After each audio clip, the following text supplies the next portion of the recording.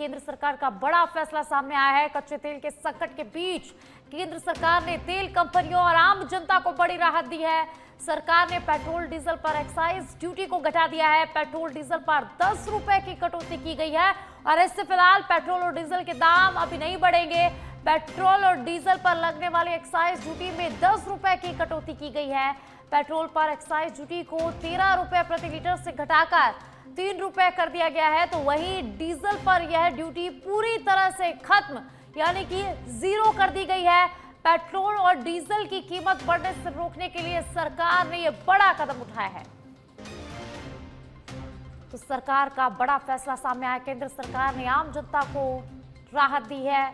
Diesel पर duty को पूरी तरह खत्म कर दिया है और पेट्रोल पर एक्साइज ड्यूटी को घटा दिया है। 10 रुपए की कटौती की गई है, जिससे आम जनता को बड़ी राहत मिलेगी। पेट्रोल डीजल की कीमत बढ़ने से रोकने के लिए सरकार ने बड़ा कदम उठाया है। कच्चे तेल के संकट के बीच केंद्र सरकार ने तेल कंपनियों और आम जनता को बड़ी राहत दे दी है। सरकार ने पेट्रोल और डीजल पर एक्साइज ड्यूटी को घटा दिया है। पेट्रोल डीजल पर 10 रुपए की कटौती की गई है।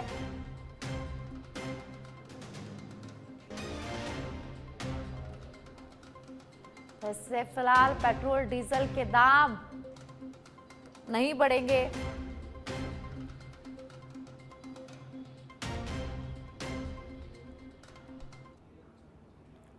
प्रधानमंत्री नरेंद्र मोदी आज वीडियो कॉन्फ्रेंसिंग के जरिए मुख्यमंत्रियों से बात करेंगे। इसमें ईरान जंग के बाद बिगड़े हालात पर चर्चा संभव है। चुनावी राज्यों के सीएम इसमें शामिल नहीं होंगे। प्रधानमंत्री नरेंद्र मोदी ने 24 मार्च को राज्यसभा में कहा था कि ईरान जंग जारी रहा तो इसके गंभीर नतीजे होंगे। आने वाला समय कोरोना काल जैसी परीक्षा वाला होगा। केंद्र और राज्यों को मिलकर काम करना होगा। तो वहीं सरकार ने आज देश में पेट्रोल डीजल और गैस की कमी की खबरों को खारिज कर दिया है। पेट्रोलियम और प्राकृतिक गैस मंत्रालय ने कहा कि दुनिया में कुछ भी हो जाए, भारत के पास 60 दिन का पेट्रोल डीजल है। सरकार ने सोशल मीडिया पर चल रही किल्लत की खबरों को प्रोपेगेंडा बताया है, जिसका मकसद बाजार में पैनिक बाइंग शुरू करना है।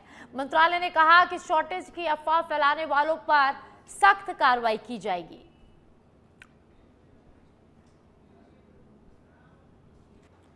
और अब श्रीगंगानगर के श्रीकरणपुर से बड़ी खबर है, जहां सीमावर्ती प्रतिबंधित क्षेत्र में विदेशी नागरिक हिरासत में लिया गया है। एक कंपनी के चीनी नागरिक को पुलिस ने पूछताछ के लिए हिरासत में ले लिया है।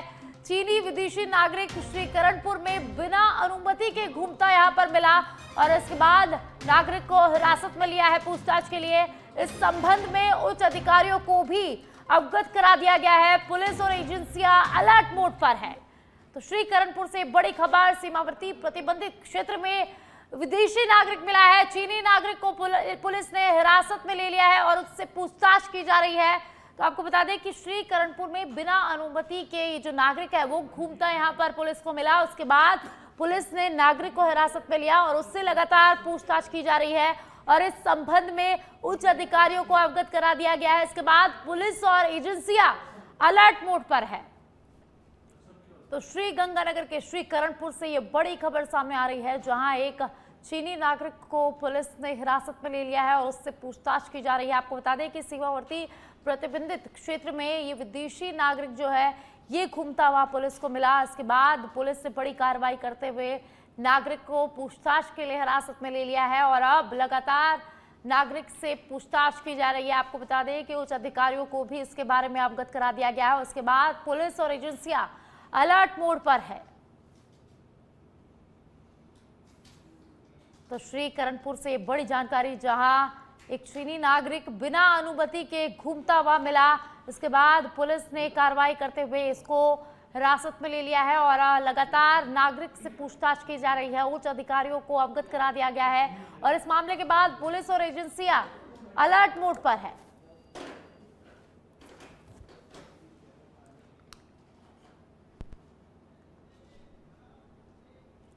और अब खबर कोटा के सांगोद से है, जहां उजाड़ नदी की पुलिया से कुछ दूरी पर एक युवक का शव मिलने से इलाके में सनसनी फैल गई है। शव रेन की बावड़ी के पास सड़क किनारे पड़ा मिला, जो करीब 2 से 3 दिन पुराना बताया जा रहा है। मृतक की पहचान रामअवतार नायक के रूप में हुई है, जो डाबरी खुर्द का निवासी था और 3 दिन पहले से लापता बताया जा रहा था। घटना की सूचना मिलते ही नरेंद्र जैन सहित पुलिस अधिकारी मौके पर पहुंचे हैं और स्थिति का जायजा लिया। पुलिस ने शव को कब्जे में लेकर पोस्टमार्टम के लिए भिजवा दिया है और पूरे मामले की जांच शुरू कर दी है।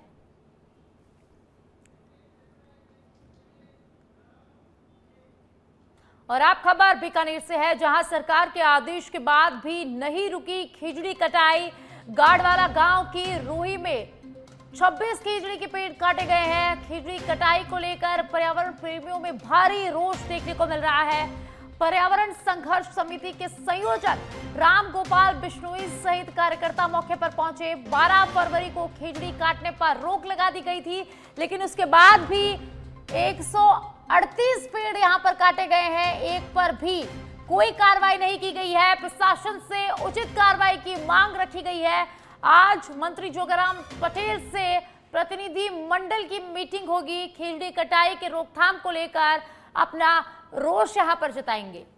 तो बीकानेर से एक खबर है, जहां गाड़वाल गांव में खिजड़ी के पेड़ काटे गए हैं, जिससे पर्यावरण प्रेमियों में भारी रोष देखने को मिल रहा है। राम गोपाल बिश्नोई सहित कार्यकर्ता मौके पर पहुंचे, उन्होंने स्थिति का जायजा लिया। आपको बता दें कि 12 फरवरी को खिजड़ी कटाई पर रोक लगा दी गई थी, लेकिन उसके बाद भी 138 पेड़ काटे गए हैं और पेड़ काटने वालों पर अभी तक कोई कार्रवाई नहीं की गई है, जिससे लोगों में और पर्यावरण प्रेमियों में भारी रोष देखने को मिल रहा है।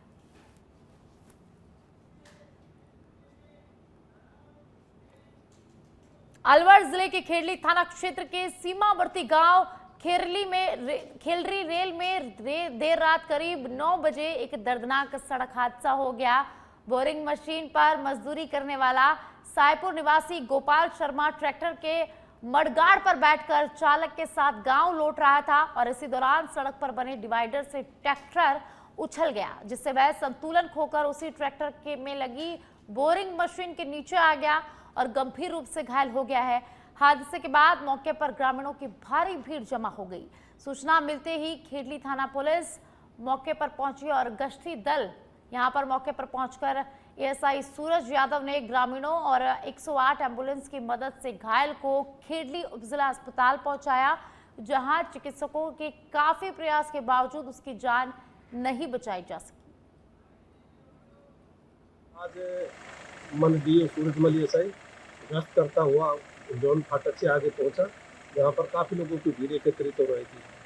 तो मन एएसआई द्वारा जानकारी की गई तो पता चला कि एक ट्रैक्टर खड़ा था वहाँ पे, जिसके नीचे एक आदमी पड़ा हुआ था।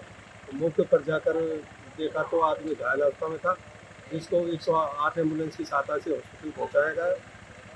हॉस्पिटल में तत्पश्चात उनके और वहाँ पे ट्रैक्टर खड़ा हुआ था, उसको थाना परिसर में ले जाकर खड़ा करवाया गया। थाना से रवाना होकर अस्पताल आया, यहाँ पर डॉक्टर साहब द्वारा उस व्यक्ति को। सिरोही के रेवतर से खबर है, जहां रेवतर में अनियंत्रित कार घर से जाकर टकरा गई। महावीर नगर कॉलोनी की पूरी घटना बताई जा रही है। घटना के समय गली में 2 बालिकाएं चल रही थी और वो बालिकाएं इस हादसे का शिकार हो सकती थी, लेकिन कार अनियंत्रित होने से घर की दीवार से टकरा गई। हादसे के बाद सीसीटीवी कैमरे में पूरी घटना कैद हो गई है। सूचना के बाद रेवतर पुलिस भी मौके पर पहुंची है। गुरुवार शाम की पूरी घटना बताई जा रही है। रेवतर थाने के महावीर नगर कॉलोनी की पूरी घटना है, जहां 2 बालिकाएं इस हादसे का शिकार हो सकती थी। सवाई माधोपुर जिले के चौथ बरवाड़ा क्षेत्र में देर रात एक भीषण सड़क हादसे में 2 युवकों की दर्दनाक मौत हो गई है। जानकारी के अनुसार कुमारिया गांव निवासी देवराज छाबड़ी और ओम प्रकाश चेची शादी समारोह से लौट रहे थे और इसी दौरान टोंक जिले के सौंप थाना क्षेत्र में आमली मोड़ के पास रात करीब 12:30 बजे उनकी बाइक की एक कार से जोरदार भिड़ंत हो गई। ये टक्कर इतनी जबरदस्त थी कि दोनों युवकों ने मौके पर ही दम तोड़ दिया। सूचना मिलने पर पुलिस मौके पर पहुंची और दोनों शवों को कब्जे में लेकर अलीगढ़ सामुदायिक स्वास्थ्य केंद्र में पोस्टमार्टम के लिए भिजवा दिया है और आगे की कार्रवाई लगातार जारी है।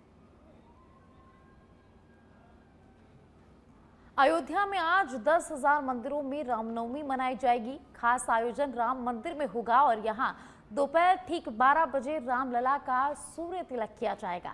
इस दौरान करीब 4 मिनट तक सूर्य की किरणें रामलला के ललाट पर पड़ेंगी। आम दिनों के मुकाबले आज रामनवमी के अवसर पर रामलला के दर्शन के लिए 3 घंटे का ज्यादा समय मिलने वाला है। आम दिनों में दर्शन का समय सुबह 6:30 बजे से रात 9:30 बजे तक का रहता है। रामनवमी पर श्रद्धालु सुबह 5 बजे से रात 11 बजे तक रामलला के दर्शन कर सकेंगे। सूर्य तिलक से आधा घंटा पहले और आधा घंटा बाद तक वीआईपी एंट्री पर रोक रहने वाली है। आरती पास धारकों के लिए राम मंदिर ट्रस्ट ने एक अलग से लाइन की व्यवस्था भी की है। तो रामलला के ललाट पर सूर्य तिलक वैज्ञानिक पद्धति से होगा। तो आज का दिन अयोध्या के लिए बेहद खास है। आज अयोध्या में 10,000 मंदिरों में राम जन्मोत्सव मनाया जा रहा है। तो रामनवमी पर रामलला का आज सूर्य तिलक होगा और ठीक 12 बजे रामलला के ललाट पर सूर्य की किरणें पड़ेगी। और इसी के साथ आज श्रद्धालुओं को रामलला के दर्शन के लिए 3 घंटे ज्यादा का समय मिलने वाला है। दौसा जिले के सिकराय क्षेत्र के सिकंदरा थाना अंतर्गत मीनावाड़ा गांव में बारात की आतिशबाजी एक किसान के लिए भारी पड़ गई। एक छोटी सी चिंगारी ने खलियान में रखी गेहूं की फसल को आग के हवाले कर दिया, जिससे महीनों की मेहनत पल भर में राख हो गई है। मिली जानकारी के अनुसार गांव में बारात के दौरान की जा रही आतिशबाजी से निकली चिंगारी खलियान में जा गिरी और देखते ही देखते आग ने विकराल रूप यहां पर धारण कर लिया। यह आग इतनी तेजी से फैली कि किसान संभल भी नहीं पाया।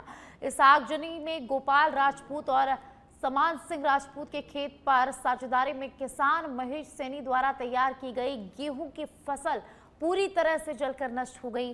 खास बात यह रही कि जिस किसान की फसल जली उसी महेश सैनी के घर पर बारात आई हुई थी, जिससे खुशियों का माहौल अचानक मातम में बदल गया है।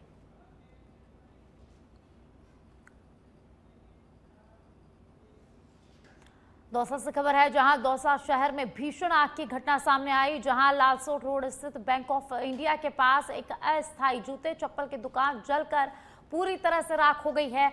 सुबह करीब 4 बजे अचानक लगी आग ने कुछ ही देर में विकराल रूप धारण कर लिया, जिससे दुकान का टेंट पूरी तरह से जल गया और अंदर रखे जूते चप्पलों के कार्टन भी आग के भेंट चढ़ गए। आग लगने से दुकानदार को हजारों रुपए का यहाँ नुकसान हुआ है। सूचना मिलते ही दमकल विभाग की गाड़ी मौके पर पहुंची और आग बुझाने का कार्य शुरू किया गया। फायर कर्मियों ने कड़ी मशक्कत के बाद आग पर काबू पाया। घटना के बाद मौके पर लोगों की भारी भीड़ जमा हो गई और फिलहाल आग लगने के कारणों का स्पष्ट पता नहीं चल पाया है और आगे की कार्रवाई लगातार की जा रही है। और आप खबर श्रीमाधोपुर से है, जहां शहर में चल रहे सीवरेज पाइपलाइन कार्य में ठेकेदारों की लापरवाही अब आमजन के लिए बड़ी मुसीबत बन गई है। जगह जगह अधूरे और खराब तरीके से भरे गए गड्ढों के कारण लगातार धंस रही है सड़कें, जिससे हादसों का खतरा यहां पर बढ़ गया है। ताजा मामला बगीची और सीकर बाजार क्षेत्र की गली का है, जहां पाइपलाइन डालने के बाद गड्ढों को सही तरीके से नहीं भरा गया। जमीन अंदर से खोखली रहने के कारण अचानक धंस गई और नगर पालिका का कचरा वाहन गड्ढे में फंस गया। इस घटना के बाद स्थानीय लोगों में भारी नाराजगी देखने को मिली। क्षेत्रवासियों का आरोप है कि ठेकेदार गड्ढों को केवल ऊपर से मिट्टी डालकर बंद कर देते हैं, जबकि अंदर से वे खाली रह जाते हैं। यही कारण है कि शहर के विभिन्न इलाकों में आए दिन सड़कें धंस रही है और वाहन चालक परेशान हो रहे हैं। खासकर दुपहिया वाहन चालकों के लिए यह स्थिति बेहद खतरनाक बन चुकी है।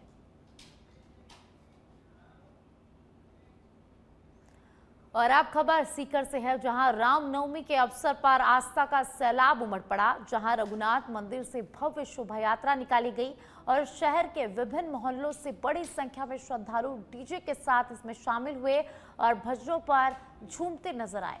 शोभा यात्रा में ऊंट, घोड़े और सजीव झांकियां आकर्षण का केंद्र रही। वहीं सुभाष चौक, बजाज रोड, तापड़िया, बगीची, जाट बाजार और कल्याण मंदिर मार्ग सहित कई स्थानों पर पुष्प वर्षा कर इसका स्वागत भी किया गया और जय श्री राम के जयकारों से माहौल यहां पर गूंज उठा। करीब 3 दर्जन डीजे, विशेष रूप से महा डीजे आकर्षण का केंद्र रहे और युवाओं में खासा उत्साह इस दौरान देखने को मिला। तो वहीं रैली में तरुण हत्याकांड को लेकर अरुण को न्याय दो और दोषियों को फांसी दो जैसे नारे भी लगाए गए। सुरक्षा के लिए करीब 2000 पुलिसकर्मी यहां पर तैनात रहे और ड्रोन से भी निगरानी की गई, जबकि शाम को रामलीला मैदान में 11,000 दीपों के साथ भव्य महाआरती हुई, जिससे पूरा शहर भक्ति, उत्साह और सामाजिक आवाज का संगम बनता नजर आया।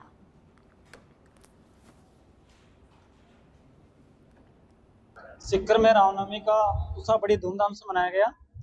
भक्तों ने काफी जोश व उल्लास के साथ में रामनवमी के पर्व को मनाया। इसमें काफी भक्तों ने बढ़ चढ़ के हिस्सा लिया। कम से कम 100 डीजे इस कार्यक्रम में शामिल हुए और सभी भक्तजन रापड़िया बगीचे में आके इकट्ठा हुए और रामलीला मैदान की ओर प्रस्थान करके इस भव्य यात्रा को वहां पर समापन किया।